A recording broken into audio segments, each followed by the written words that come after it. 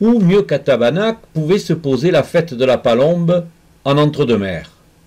Inutile de réfléchir, la commune dispose de nombreux atouts, une salle propice au banquet, un maire amoureux de la ruralité et une association de chasse dynamique et généreuse. Alors oui, bien sûr, la fête chère à Jacques Gaille, le grand maître de la confrérie de la Palombe en entre-deux-mers, a déployé ses ailes.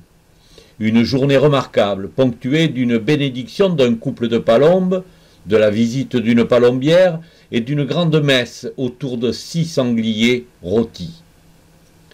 Avant d'en arriver à ce banquet, digne de nos ancêtres les Gaulois, les nombreux chasseurs présents ont pris connaissance de quelques statistiques sur la population de ce migrateur qui fait en son temps tourner les têtes. Il est sûr que la population palombe est en complète augmentation.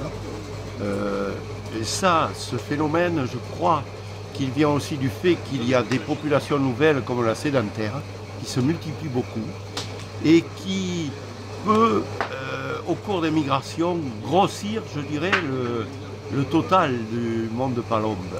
Et c'est vrai qu'elle se reproduit mieux aussi. Pourquoi? Parce que les conditions climatiques sont meilleures pour la nidification.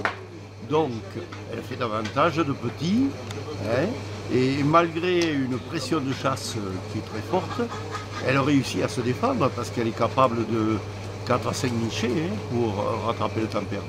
Et effectivement, elle est en augmentation. La conséquence de la modification de ces comportements induit de nouvelles pratiques de chasse.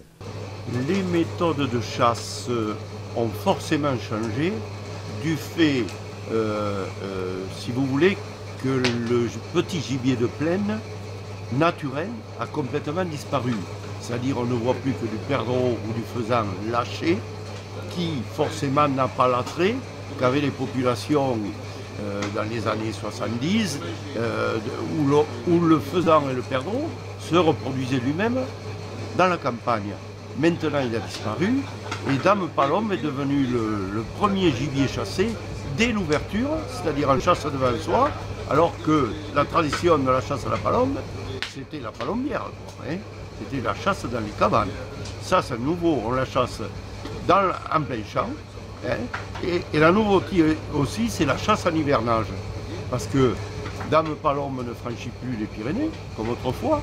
Donc, restant dans notre grand sud-ouest, au bas, il y a une nouvelle forme qui est la chasse à l'hivernage. On se met à l'affût sous un arbre, et on tue les palombes de cette manière. Dans un prochain reportage, je vous ferai découvrir la suite festive de cette soirée consacrée à la palombe.